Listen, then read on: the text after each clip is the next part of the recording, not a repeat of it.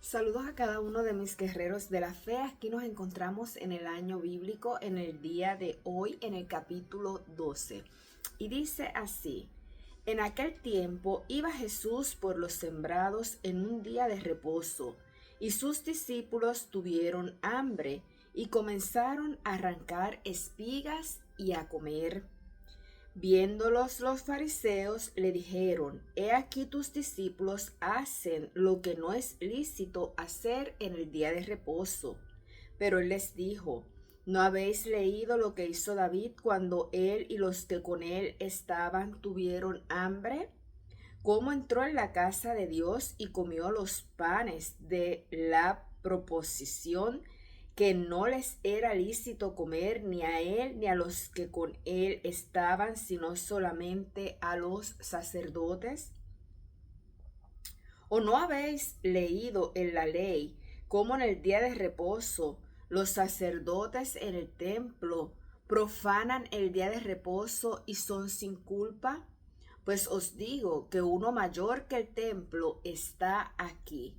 Y si supieseis qué significa misericordia quiero y no sacrificio, no condenaréis, porque el Hijo del Hombre es Señor del día de reposo. Pasando de allí, vino a la sinagoga de ellos, y he aquí había allí una que tenía seca una mano, y preguntaron a Jesús para poder acusarle: ¿Es lícito sanar en el día de reposo?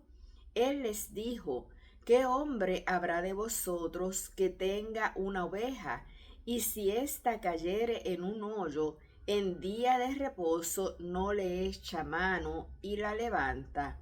Pues cuánto más vale un hombre que una oveja. Por consiguiente, es lícito hacer el bien en los días de reposo.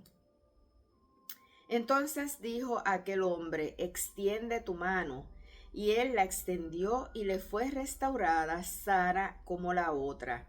Y salidos los fariseos, tuvieron consejo contra Jesús para destruirle. Sabiendo esto, Jesús se apartó de allí y le siguió mucha gente, y sanaba a todos.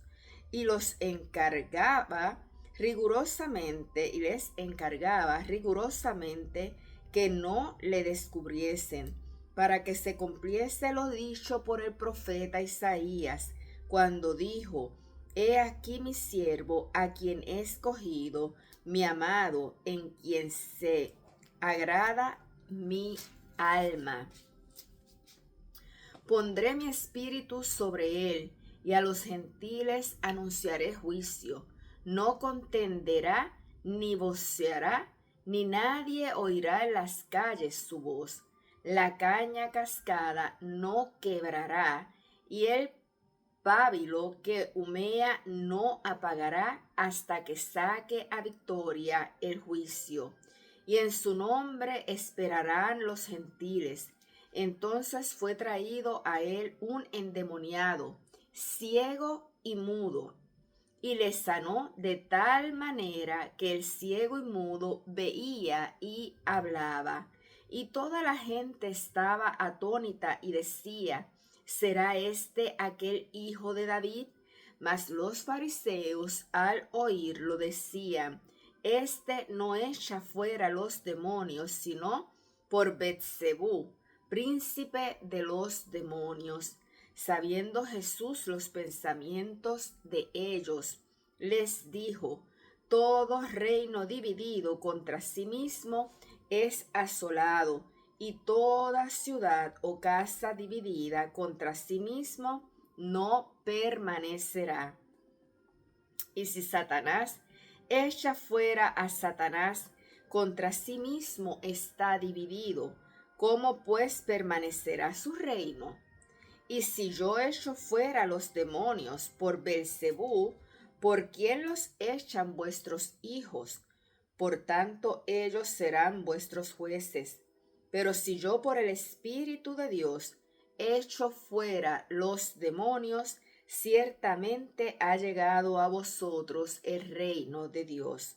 Porque ¿cómo puede alguno entrar en la casa del hombre fuerte y saquear sus bienes si primero no le ata? Y entonces podrá saquear su casa.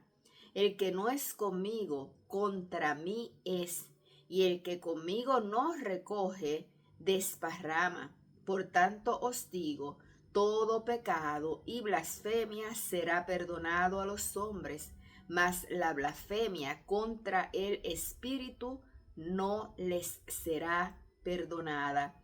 A cualquiera que dijere alguna palabra contra el Hijo del Hombre, les será perdonado, pero al que hable contra el Espíritu Santo, no les será perdonado, ni en este siglo, ni en el siglo venidero. O haced el árbol bueno y su fruto bueno, o haced el árbol malo y su fruto malo, porque por el fruto se conoce el árbol. Generación de víboras, ¿cómo podéis hablar lo bueno siendo malos?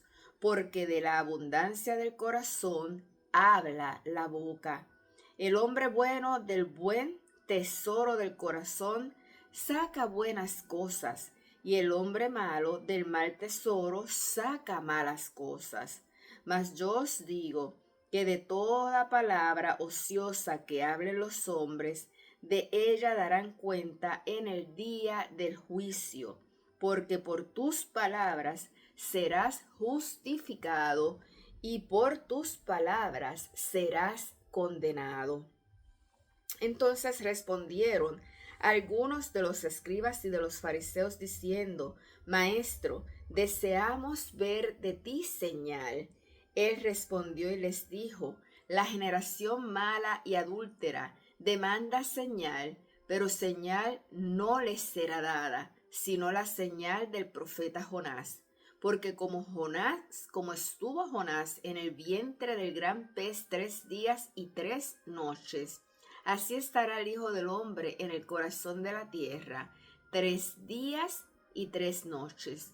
Los hombres de Nínive se levantarán en el juicio con esta generación y la condenarán, porque ellos se arrepintieron a la predicación de Jonás, y he aquí más que Jonás en este lugar. La reina del sur se levantará en el juicio con esta generación y la condenará, porque ella vino de los fines de la tierra para oír la sabiduría de Salomón, y he aquí más que Salomón en este lugar. Cuando el espíritu inmundo sale del hombre, anda por lugares secos buscando reposo, mas no lo halla.